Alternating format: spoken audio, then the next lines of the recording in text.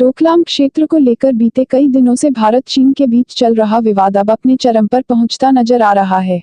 भारत की ओर से जहां इस मसले को शांति से हल करने की वकालत की जा रही है, वहीं दूसरी ओर चीन की धमकियों का ग्राफ लगातार बढ़ता जा रहा है।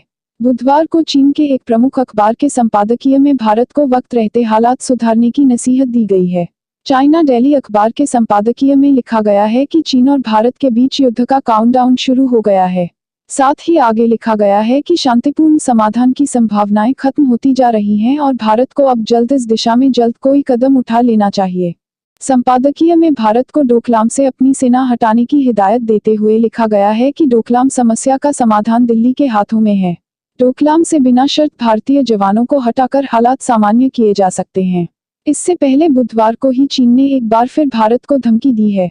चीन ने कहा है कि क्या होगा अगर हम उत्तराखंड के काला पानी और कश्मीर में घुस जाएंगे। डोकलाम मुद्दे पर चीन की ओर से इस प्रकार के लगातार बयान आ रहे हैं।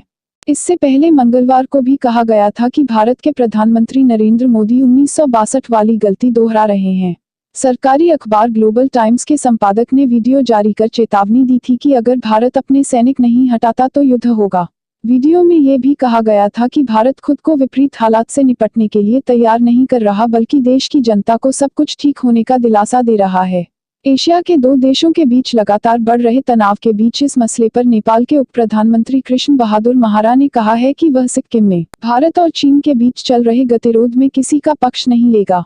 कृष्ण बहादुर महारा नेपाल के विदेश मंत्री का भी पदभार भी संभाल रहे हैं। उन्होंने कहा कि नेपाल चाहता है कि भारत और चीन डोकलाम मुद्दे के हल के लिए शांतिपूर्ण राजनयिक माध्यमों का इस्तेमाल करें।